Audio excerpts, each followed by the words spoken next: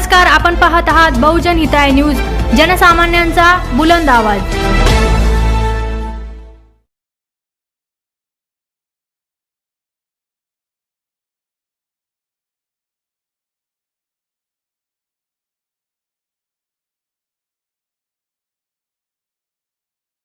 पण व्यसनाधीन लोकांचं जे प्रमाण असतं ते कमी असतं। याच्याचे बरेचसे फॅक्टर असतात, त्याच्यामध्ये समाजाकडून लावला जाणारा डाग, वाटणारी लाज आणि त्याच्याही पलीकडे व्यसनाधीनता। मग आता ह्या लोकांसाठी जेव्हा आम्ही काम करतो, मी असे बरेचसे कॅम्प आम्ही ऑर्गनाईज करत असतो। मग या कॅम्पमधून चला ठीक आहे, बऱ्याच वेळेला व्यसनाधीन लोक तिथे नसतात, पण आपल्या आजूबाजूला असे लोक असतात ज्यांना आपण आपल्या पद्धतीनं मदत करत असतो आणि किंवा मदत करण्याचा प्रयत्न करत असतो। पण बऱ्याच वेळेला आपल्यालाही याच्यामध्ये कुठेतरी खंड येतो, आपल्यालाही कुठेतरी अडचणी यायला लागतात की बाबा आपण बरंच सांगतो की बाबा तुझे लेकर बाळ आहे, तुझा परिवार आहे, तू पैसे खर्चत आहे, दारू नको पिऊ, हे सर्व गोष्टी होतात आणि एवढं सांगूनही तो व्यसनाधीन राहतो। त्याच्या मागचं काय कारण आहे आणि असं का होतं, तर आपण थोडंसं याच्यामध्ये सायंटिफिक वेने जाणून घेऊया आणि त्याच्यावर कशा उपाययोजना करायच्या आपल्या लेवलला, त्याच्याबद्दल आपण एक 5 मिनिटाच्या सेशन मध्ये जाणून घेऊया। आता एखादा माणूस व्यसनाच्या आहारी गेला म्हणजे नेमकं काय झालं, याचे आमच्याकडे काही क्रायटेरिया असतात। व्यसन कुठलेही असो, तंबाखू, मोबाईल, दारू, बिडी, गांजा, कुठलेही व्यसन असो, त्याच्यामध्ये जर एखादा माणूस त्या व्यसनाला वारंवार सेवन करत असेल तर त्याला आपण ऍडिक्शन असे संबोधतो। मग ऍडिक्शन कोणाला म्हणायचे, तो माणूस दिवसभर त्याच विचारामध्ये राहतो, ज्याला माणसात प्री ऑक्युपाइड माइंड म्हणतात। म्हणजे सकाळी उठलं तेव्हापासून आज दारूची सोय कशी करायची, त्याच्यासाठी पैसे कसे जमवायचे, मग दिवसभरामध्ये मला दारू भेटेल की नाही, मग घरातले सामान विकणं किंवा कुठेतरी रोज बिगारी करणं किंवा जे पैसे आहेत ते खर्च करणं, असे एकंदरीत त्याच्याच मध्ये गुंतून राहणं, याला म्हणतात प्री ऑक्युपाइड माइंड। दुसरी गोष्ट की एक माणूस होता जो 2 वर्षापूर्वी एकच क्वार्टर प्यायचा, घरातल्या बायका काय करतात, एकच क्वार्टर पितो, घरीच पितो, त्याच्यामुळे काही प्रॉब्लेम नाही, माझा नवरा एकच क्वार्टर पितो, घरी पितो, झोपतो। पण हळूहळू याचं प्रमाण जे आहे ते वाढत जातं। असं का होतं, कारण की त्याच्यामध्ये टॉलरन्स नावाचा एक प्रकार डेव्हलप होतो। म्हणजे जी नशा पहिले एका क्वार्टरनी यायची, आता तीच नशा येण्यासाठी त्याला 4 क्वार्टर घ्याव्या लागतात। त्याच्याही पलीकडे जेव्हा आपण त्याला सांगतो त्याने खूप मोटिवेशन करून दारू सोडतो, पण जेव्हा हे सुटल्याच्या नंतर त्याला लगेच थरथरायला होतं, घाबरटपणा होते, झोप लागत नाही आणि ह्याच्यामुळे त्याची भरपूर इच्छाशक्ती असताना तो माणूस जो आहे तो दारू सोडू शकत नाही। त्याच्याही पलीकडे आता आपणच हुशार आहेत असं नाहीये, जो दारू पितो त्यालाही माहित असते की हे माझ्या शरीरावर दुष्परिणाम करणार आहे, पण दुष्परिणाम माहित असून सुद्धा तो त्या गोष्टीला सोडू शकत नाही। हे आणि दिवसभर ह्या सर्व गोष्टीमुळे त्याचं सोशल लाईफ म्हणजे सामाजिक आयुष्य, वैयक्तिक आयुष्य, फॅमिली आयुष्य हे बर्बाद होत जाते। हे जे क्रायटेरिया ज्या लोकांमध्ये बसतात त्याला आपण व्यसनाधीन असे म्हणतो। आता व्यसनाधीन होण्याचे जर न्यूरोलॉजिकल लेवल पाहिलं तर ब्रेन मध्ये काही केमिकल असतात, त्या केमिकल मुळे व्यसनाधीनता वाढते। मग बऱ्याच वेळेला माणूस 15 दिवस दारू सोडतो, पण 15 दिवसांनी पुन्हा पितो, 1 महिना दारू सोडतो, पण 1 महिन्याने पुन्हा दारू पितो। असं का घडतं? मग असं घडण्यामागचं जे कारण आहे ते न्यूरोलॉजिकल कारण आहे।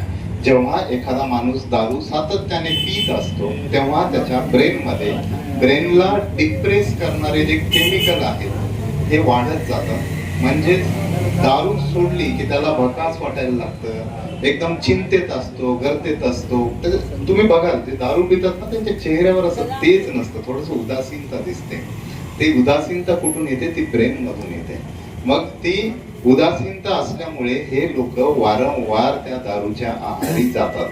कोणी 2 महिने सोडतं, कोणी 6 महिने सोडतं, ते पुन्हा त्याच्यामध्ये गर्तेत जातात। मग अशा वेळेला ह्या माणसांना जेव्हा आपल्याला ह्याच्यातून बाहेर काढायचं आहे तर ह्या माणसांसाठी आपल्याला काय करता येतं, सगळ्यात महत्वाचं घटक जे तुम्ही करत आलेले आहेत ते म्हणजे सपोर्ट दर्शवणे, की बाबा ठीक आहे, तुझं टेन्शन आम्ही समजून घेऊ, तुला आम्ही मदत करू, आपण वाटलं तर एखाद्याची मदत घेऊ. हे आपण सपोर्ट जे आहे, एक फॅमिलियल सपोर्ट, एक फ्रेंडशिप सपोर्ट आपण त्याला दर्शवू शकतो. त्याच्या पलीकडे पण त्याच्या न्यूरोलॉजिकल चेंजेस जे झालेले आहेत ते फक्त सपोर्टनी कमी होणार नाहीत, त्याला काही गोळी औषध द्यावी लागते. ते गोळ्या औषधाचं प्रमाण कुठे 2 महिने 3 महिने असा कोर्स असतो. बऱ्याच वेळेला आपण जे आहे की झाडपाल्याच्या नादी लागतो, जेणेकरून बाबा ह्याची दारू सुटावी, अन्नात काहीतरी गोळ्या औषधी मिसळून देतो आणि त्या गोळ्या औषधांची रिॲक्शन येते.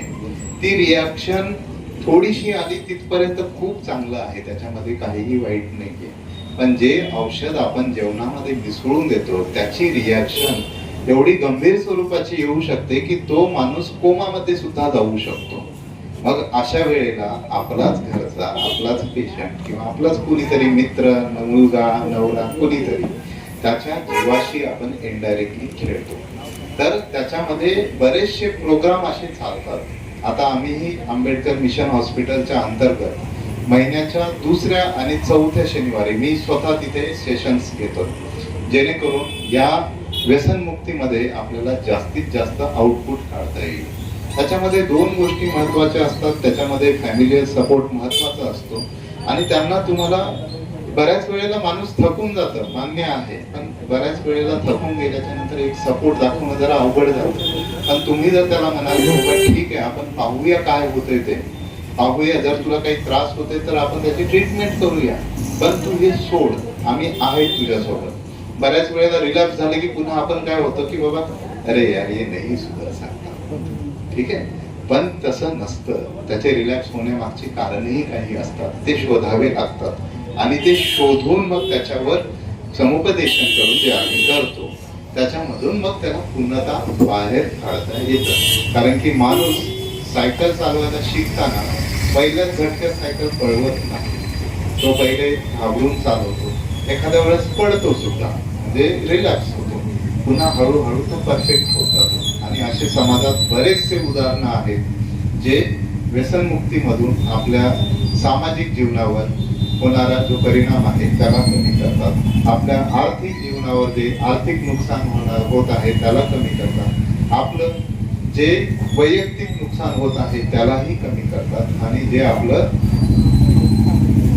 फॅमिलियल नुकसान आहे त्यालाही कमी करतात. तर व्यसनमुक्ती ही अशक्यप्राय गोष्ट नाहीये. मी एवढंच म्हणेन, व्यसनमुक्ती ही अशक्यप्राय गोष्ट नाहीये.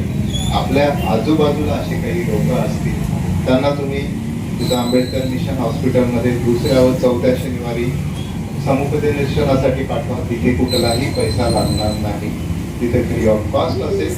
आणि त्याच्यामध्ये ह्या गोष्टी जेव्हा आपल्याला माहीत होतात तर तेव्हा आपल्याला कळतं की ह्या माणसाला आपण कसं सपोर्ट करू शकतो. तर हे एकंदरीत त्याचं कारण आहेत, सपोर्ट करण्याचे जे पद्धती आहेत प्रत्येकाच्या आपल्या असतात. जेव्हा आपण ग्रुपमध्ये येतो, आपण ग्रुप म्हणून सपोर्ट करतो, त्याला होणाऱ्या त्रासापासून एखाद्या डॉक्टरांचं मार्गदर्शन घेतो, तर त्यावेळेला ह्या गोष्टीतून बाहेर पडणं हे सुकर होऊन जातं आणि त्याला 100% मदत होऊन जाते. आणि जे लोक ह्या लाईन मध्ये पडतात ते लोक नक्कीच व्यसनमुक्ती मध्ये जातात. तर एवढंच मला बोलायचं होतं आणि भाऊने मला इथे बोलवल्याबद्दल मी त्यांचे आभार मानतो. आणि खरंच हे स्मृतिप्रीत्यर्थ निमित्त असे सामाजिक उपक्रम घेणं खरंच स्तुत्य आहेत. मी सर्व ऑर्गनायझिंग कमिटीचे सुद्धा अभिनंदन करतो आणि मला बोलण्याची संधी दिल्याबद्दल धन्यवाद.